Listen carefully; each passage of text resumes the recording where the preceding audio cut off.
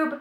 My name is Gabriella and my channel's name is Books Over Adulting because really anything over adulting. Alright, so I'm coming to you today with a book review / discussion on a very popular book here on BookTube, The Throne of Glass. Now, if you're like me and you are way late jumping on the bandwagon, this book is amazing and I definitely recommend it. Definitely pick it up. I give it 4 out of 5 stars on Goodreads and I am super excited to continue on with the rest of the books in the series as well as other books by Sarah J Maas because the writing in this series was amazing. As far as this book goes, we are following the main character, Celaena Sardothien, who is an assassin, and for her crime she's been sent to a work camp that people aren't really expected to survive long in. So it's kind of more of a death camp. But she's kind of saved from this death camp by the Crown Prince Dorian and his good friend and one of the royal guardsmen, Kale. So they go and get her and they bring her back to the palace to compete in a competition to win not only her freedom, but the opportunity to be the royal assassin or the assassin for the king. So she will have to be the king's assassin for 4 years and then she will have her freedom. And she agrees to this because it's much better than being in this death camp that she was in before. As far as the competition goes, she has to complete a series of trials or tests that can range from anything from detecting poisons to scaling buildings to shooting arrows to sword fighting, dagger throwing, etc. And she's training for these events throughout the entire book. And that part of it I really enjoyed. I really like the tests and I really like the competition. I wish we would have seen a little bit more of that. There were some points in the competition where they just kind of skimmed over it. There's a character in this that she gets really close to. His name is Knox. And so throughout any of the tests or whatever, I always wanted to see how well he did. Yeah, so I really wanted to see more from Knox because I really did enjoy him. Unfortunately, we didn't get that chance. I really liked that not only are we following her through these trials and this kind of main plot line, we also have this other kind of unforeseen evil that she has to defeat and conquer. I don't want to say any more than that in this portion of the video because I don't want to give away any spoilers. So this is going to be the part where I kind of end the spoiler-free review and move into the spoiler review. So if you have not read this book, don't continue watching.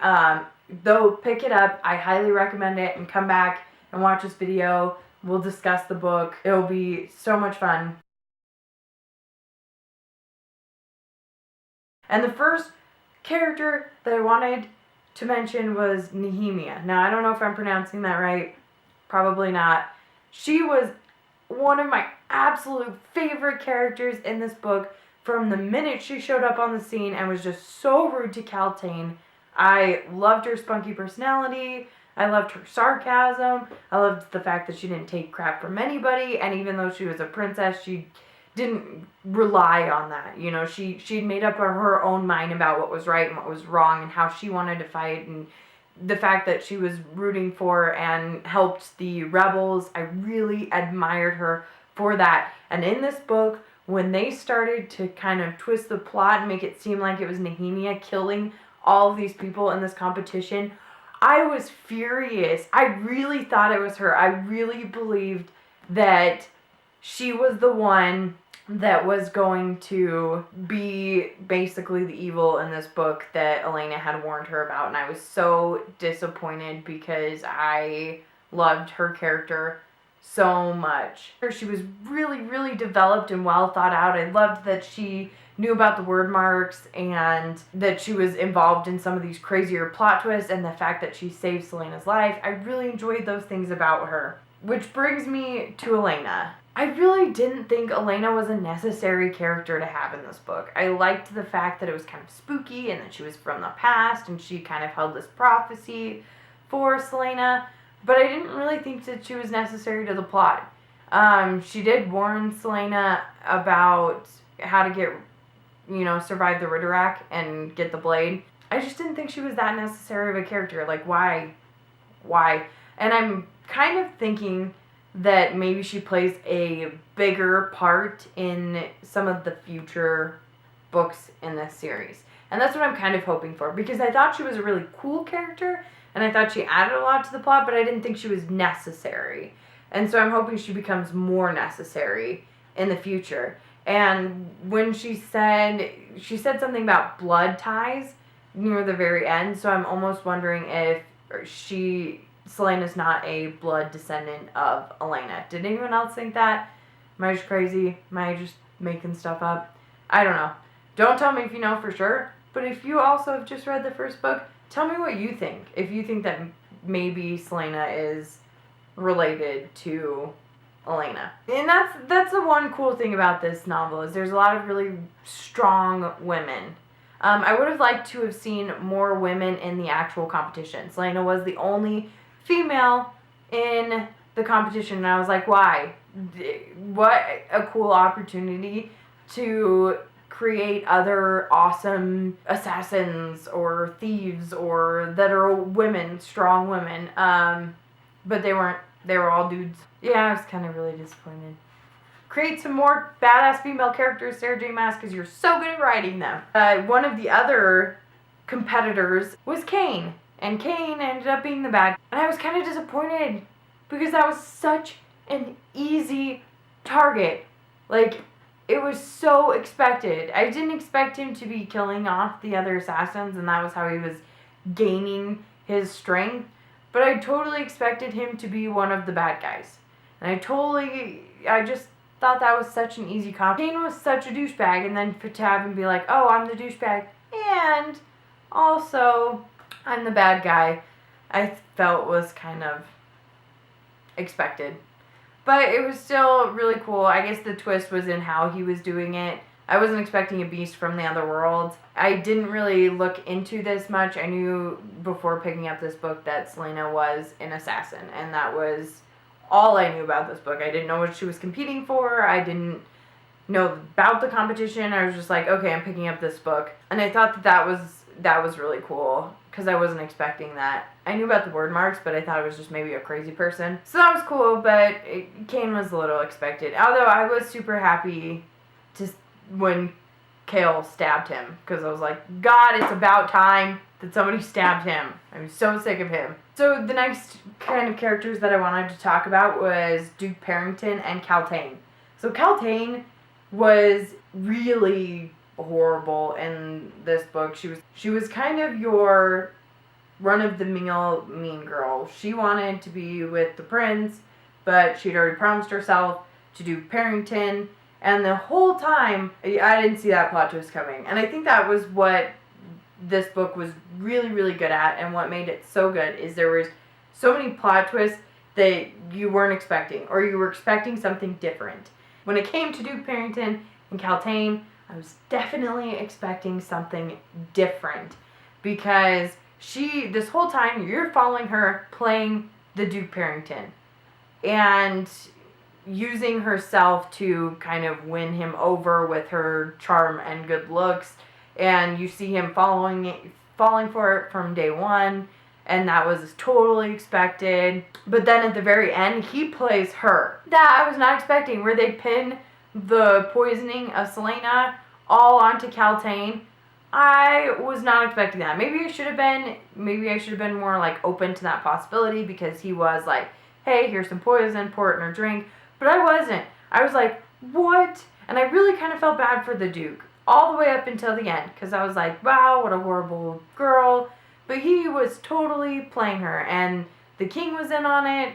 And I'm really interested to see more about the king, because he's just totally absent throughout this entire novel. And I'm hoping to see more from him from the second one, when she actually starts working for him. But we'll see. We'll see what happens. The one character that I was truly, truly, truly disappointed with was the queen. I don't even know what to say about her, because she's just so, like, I forgot there was a queen 90% of this book, because she's so infrequently mentioned, even by her son, she's not mentioned very often. The parts that do mention her, she's just kind of like sitting around watching performances. Really, being married to such a horrible man, you would expect her to either be horrible as well, or to at least show that she has some sort of disappointment in him. You just don't see anything from her. She's just like a mindless idiot. I don't know. I don't know if it's just we didn't get very much into her in this one, or if maybe the king is doing something with the word marks to her to make her like totally docile. I don't know. The only thing that she wants for her son in this is for him to get married. And she just keeps pushing that, and she's like, you don't marry for love, you just marry for convenience. Aside from her, the love triangle. Again, a love triangle. Yay. Secretly, we all love love triangles. I know I love a good one. And this one was a good one because you had, for me, it was more realistic. So Cale was kind of more hush-hush about his love for her, and he was totally professional. But the prince, you see the prince kind of trying to defy authority throughout the entire book. So it was no surprise when he was just kind of upfront about his feelings with her. He didn't care that his father wouldn't approve or that it was a good match. Because you see him doing other things that his father wouldn't approve of. But Cale kind of has to try to make the king happy and the crown prince happy and everybody else happy. So you see him withhold his feelings a little bit more. And you do kind of get to hear things from his side or kind of see into the side of his head on how he feels about Celaena and how he's trying not to feel about him. So I found that entirely realistic. I'm totally Team Cale, by the way. Totally Team Cale, because to me, he is just so much more genuine than Dorian is. Because I feel like this is just another way for Dorian to defy what his father wants for him. I do think that he does have feelings for Celaena, but I don't think that they are real. I think that maybe it's just the appeal of her being a totally unsuitable match for him. So I'm really interested to see what you guys think. Let me know if you're Team Dorian or Team Cale and why. Because I totally think that Cale loves her so much more than Dorian, and I feel like he proved that twice in the end battle scenes. The first time when he was kneeling there trying to get her to keep going, and the second time when Cain tries to stab Celaena in the back, quite literally, and he kills him. You can see afterwards how upset he is by the fact that he killed him. So I'm really excited to see how that kind of builds. At the end of the book, she does tell Dorian, nah, brah, we can't do this. It's unprofessional.